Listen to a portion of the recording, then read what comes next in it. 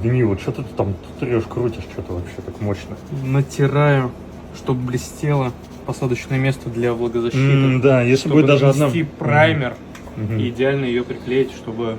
Блин, короче, по заводу. ребята, если вам делать влагозащиту в сервисе, обязательно надо до скрипа прочистить все. И вот это, ну, почему влагозащита во многих сервисах платная? Либо они там затирают о том, что, ну, типа, влагозащиту менять не надо. Ну, потому что минут 30 иногда уходят просто на зачистку, на полную.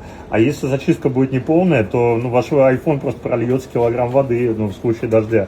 Вот. И чтобы этого не было, ну, то есть мы как бы делаем все для того, чтобы влагозащита реально работала, а не для галочки, там, эту гудроновую проклейку мы ставим, не для галочки, чтобы реально работал. Гарантии, конечно, не даем, потому что Apple не дает. Ну и просто, чтобы избежать случаев, где специально зальют, потом сделать по гарантии.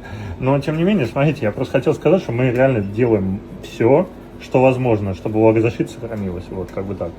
Но при этом, при всем, конечно, вы не застрахованы от залива. Надо подальше от водички держать. Но мы делаем все для того, чтобы влагозащита работала.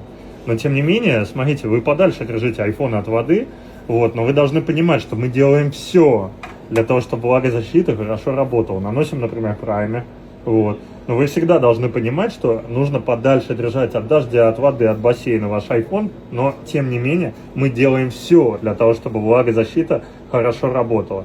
Потому что, когда вы, допустим, под дождем ходите, ну, капельки воды как бы стекает, и есть, конечно, риск попадания вовнутрь. Но вы должны понимать, что мы делаем все для того, чтобы влагозащита очень хорошо работала. Ну, потому что, вот смотрите, вы в бассейне купаетесь, например, случайно труба упала, либо в ванную. И есть шанс, что, ну, если вот мы сделали все, что все-таки iPhone выживет и влага не попадет. Но все-таки есть небольшой шанс, что влага попадет вовнутрь. Но мы в Мосдисплей делаем все для того, чтобы минимизировать риск попадания влаги вовнутрь. Но тем не менее вы должны понимать, что небольшой риск есть, что влага может попасть вовнутрь. Но мы делаем все, чтобы влага не попала вовнутрь.